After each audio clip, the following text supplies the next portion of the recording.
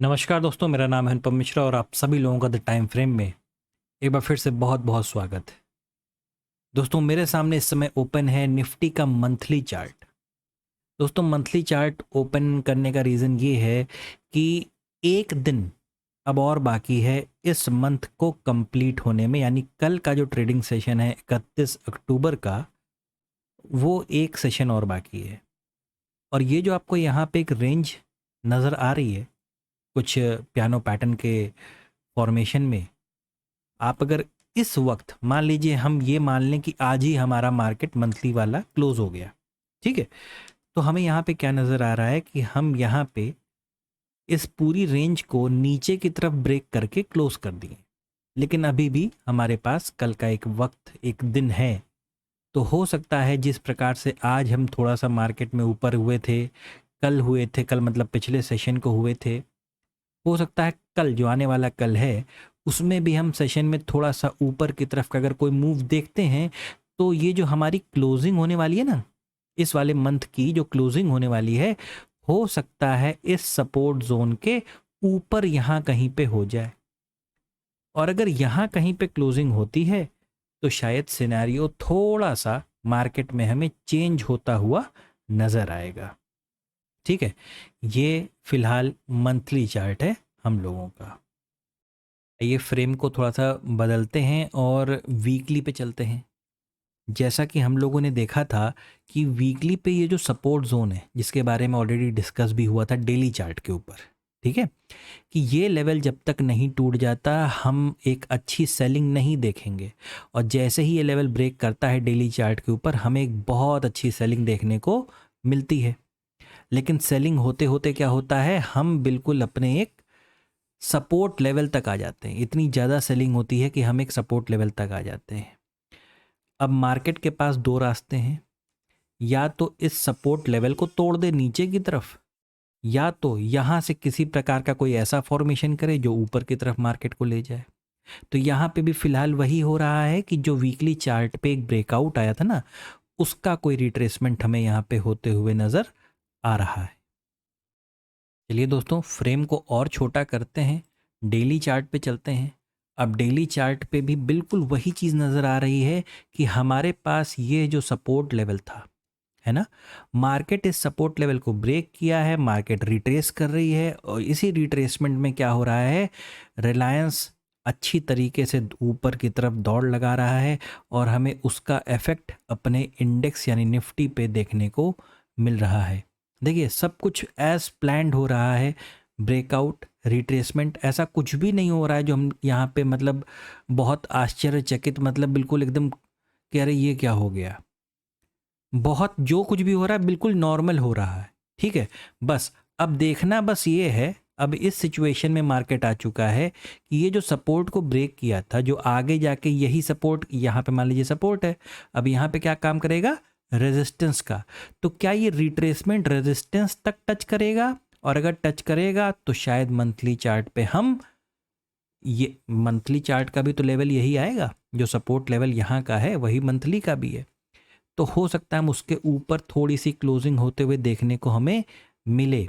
लेकिन फिलहाल अभी, अब जैसे होता है ना कि ये पूछते हैं कि मतलब अब कल के लिए क्या करें, कैसे इसको प्लानिंग करें, बहुत आसान है, इस चीज़ को समझिएगा। जब तक ये आपको नज़र आ रहा है डेली चार्ट, और इस डेली चार्ट पे ना एक ट्रेंड लाइन बनाने की कोशिश कीजिए। बस ये देखिए, अब आप देख पा रहे होंगे कि ये 26 तारीख का लो और आज का लो, ये क्या बना दे रहा है, यहाँ पे हमें एक ट्रेंड लाइन का फॉर्मेशन दे रहा है। उस ट्रेंड लाइन के फॉर्मेशन से क्या हो रहा है कि जब तक हम इसको फॉलो करते हुए चल रहे हैं, आप शॉर्ट की प्लानिंग भूल जाइए, शॉर्ट को मत करिए। ठीक है, आप सिर्फ देखिए, मैं एक मिनट थोड़ा सा छोटा कर देता हूँ दोबारा, ये देखिए, है ना, यहाँ पे आपको सिर्फ एक चीज़ करनी है, वो है बाइंग। ठीक है, अगर मार्केट नीचे आता भी है, बस इतना ही नीचे कि ट्रेंड, ये जो ट्रेंड लाइन है ना, इस ट्रेंड लाइन को तोड़े ना, इस ट्रेंड लाइन को तोड़े ना वो। ठीक है ना, बस कितना कि ये ट्रेंड लाइन तक अगर आता है तो जाहिर सी बात है नीचे की तरफ आएगा मार्केट, और नीचे की तरफ आएगा, आप सेलिंग को अवॉइड कीजिएगा। आप बस ये देखिएगा कि आपका बाइंग का ट्रेड कहाँ से बन रहा है। ठीक है, कब तक? जब तक हम इस रेजिस्टेंस लेवल तक टच नहीं कर जाते। ठीक है, एक बार हम इस रेजिस्टेंस लेवल को टच कर जाएं, या जब तक हम इस ट्रेंड लाइन के ऊपर काम कर रहे हैं, हमको सिर्फ बाइंग साइड पे ही फोकस करना है और कुछ नहीं करना है। ठीक है, अगर मार्केट छोटे फ्रेम पे, चलिए चलते हैं छोटे फ्रेम पे, जैसे हम यहाँ पे अवर्ली फ्रेम लगाते हैं। अब ये अवर्ली फ्रेम लगाने पे क्या दिखाई दे रहा है कि मार्केट यहाँ पे कुछ इस प्रकार का फॉर्मेशन देखिए क्रिएट किया है। तो ये भी चांसेस हैं कि भाई यहाँ पे ये जो हिस्सा यहाँ पे नज़र आ रहा है, ये एक रेजिस्टेंस का हिस्सा है ना, ये एक जोन है रेजिस्टेंस का। हो सकता है मार्केट यहाँ से थोड़ा सा नीचे की तरफ आए और फिर ऊपर चलना चालू कर दे। देखिए, मार्केट अगर ऊपर की तरफ की तैयारी कर रखा है तो वो नीचे की तरफ की भी तैयारी साथ साथ करते हुए जाता है। कैसे? अब आप ये देखिए कि ये ट्रेंड लाइन बखूबी इसी के साथ चलते हुए चली जा रही है ना। तो अगर यहाँ से कोई नीचे की तरफ फॉल आता है, देखिए, क्योंकि हम क्या कर रहे थे कि हमारे पास आज रेजिस्टेंस लेवल ये था, ये जो हमारा गैप लेवल था, यही हमारे लिए रेजिस्टेंस का काम कर रहा था। तो हो सकता है इतने हिस्से पे हम क्या करें, दोबारा मार्केट को नीचे लाएं, और यही जो रेजिस्टेंस लेवल जो हम पार कर गए, अब हमारे लिए किस तरीके से काम करने लगे, एक सपोर्ट लेवल की तरह, है ना। मैं लिख दे रहा हूँ, एक सपोर्ट लेवल की तरह हमें यहाँ पे मार्केट काम करने लगे।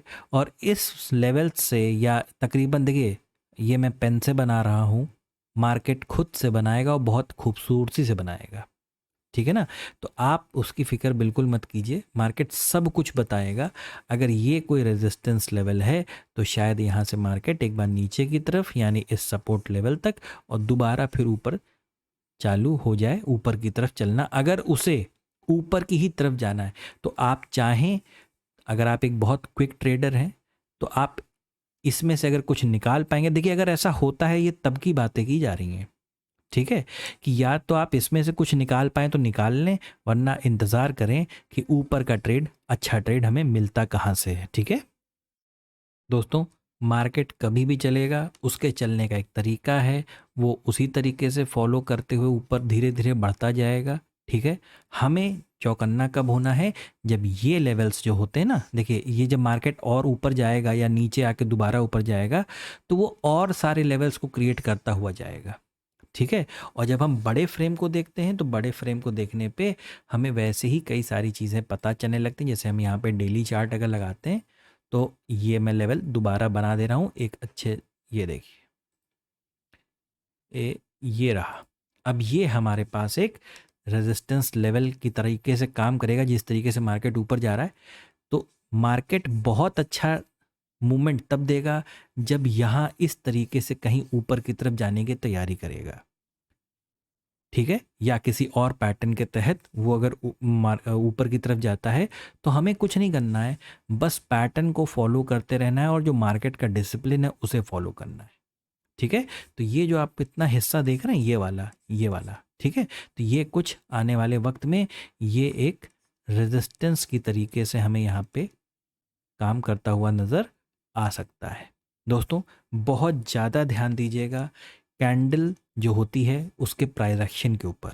ठीक है, कोई भी ट्रेड करना हो, हमेशा आराम से, कोई हड़बड़ी नहीं है, आराम से उसको देखिए, समझिए, है ना। जैसे आज मैंने बहुत सारे लोगों से पूछा कि आपको ट्रेड कहाँ पे मिला था, तो उनका जवाब क्या था, उनका जवाब था ये लेवल, है ना। जैसे वो, उनका ये कहना था कि जैसे ही ये लेवल क्रॉस होता है, हमको यहाँ ब्रेकआउट, रिट्रेसमेंट और ऊपर की तरफ का ट्रेड मिल जाता है। लेकिन जब हमें पता है कि इस हिस्से में हमें सिर्फ एक ट्रेड ढूंढना है, वो है बाइंग का, और आप ध्यान से देखिए, जो यहाँ पे माल, मान लीजिए, इसको एग्जाम्पल के तौर पे मान लीजिए कि यहाँ पे सामान मिल रहा था 10 रुपए का, यहाँ पहुँचते पहुँचते तो 50 रुपए का हो गया। अब आप यहाँ पे क्यों इस चीज़ को खरीदना चाह रहे हैं? जब ये माल 10 रुपए का था, आपको तब खरीदना चाहिए था ना। ठीक है, तो यहाँ पे इस जगह पे बहुत अच्छा ट्रेड मिला था, बहुत ही अच्छा ट्रेड। ठीक है, मतलब आप अगर इस चीज़ को देखें तो किसी भी एंगल से आपका स्टॉप लॉस हिट ही नहीं हुआ, मार्केट पूरा एंड तक ऊपर तक चढ़ता गया और कोई हस्तक्षेप नहीं हुआ किसी चीज़ का। बहुत अच्छा मूव था ये। ठीक है दोस्तों, ये एक एनालिसिस है कल के लिए। आशा करता हूँ आप लोगों को समझ में आया होगा। पसंद भी आया होगा। दोस्तों, मेरा एनालिसिस अगर आपको अच्छा लगे तो please like, subscribe and share my channel. धन्यवाद। नमस्कार।